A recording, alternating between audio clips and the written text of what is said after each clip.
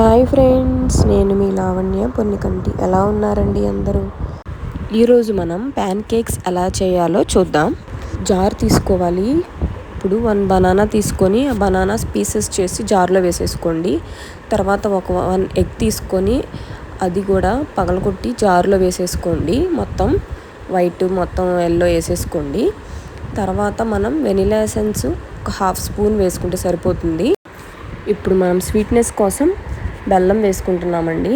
ఒక 2 స్పూన్స్ బెల్లం వేసుకుంటే సరిపోతుంది. ఎందుకంటే మనం బనానా యూస్ చేసాం కాబట్టి ఎక్కువ బెల్లం వేసుకుంటే మరీ తీపి ఎక్కువైపోతుంది. సో 2 స్పూన్స్ వేసుకోండి. ఇప్పుడు మనం బ్లెండ్ చేసుకున్నాక బౌల్లోకి తీసుకున్నాక ఇప్పుడు మనం ప్యాన్ కేక్స్ కోసం బ్యాటర్ రెడీ చేసుకోవాలి కదా. నేను గోధుమ పిండి యూస్ చేస్తున్నానండి. ఎందుకంటే పిల్లల కోసం కాబట్టి కొంచెం హెల్తీ టైప్ మంచిది కదా, అందుకని గోధుమ పిండి ఒక 3 స్పూన్స్ వేసుకోవాలి. 3 స్పూన్స్ గోధుమ పిండి వేసి బాగా మిక్స్. యాక్చువల్గా నేను ఎప్పుడు ప్యాన్ కేక్స్ చిన్నప్పుడు కూడా మా పిల్లలకి చేసి పెట్టలేదండి. కానీ తన క్లాస్లో ఫ్రెండ్స్ తెచ్చుకున్నారంటండి. నాకు అది చేసి పెట్టమ్మా అని అడిగింది. సో నేను కూడా ట్రై చేశాను.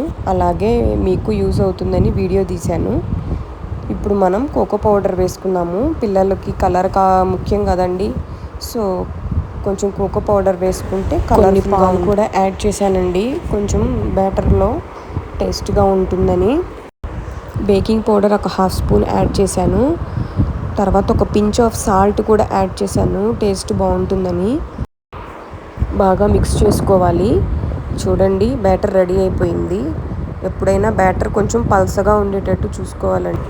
స్టవ్ ఆన్ చేసి ప్యాన్ పెట్టుకోవాలండి. ప్యాన్ హీట్ అయినాక మనం ఆల్రెడీ మిక్స్ చేసిన బ్యాటర్ ఉంది కదా, ఆ బ్యాటర్ కొంచెం ప్యాన్ మీద వేసుకొని కొంచెం గీతో మనం దాన్ని 2 సైడ్స్ బాగా కాల్చుకోవాలి.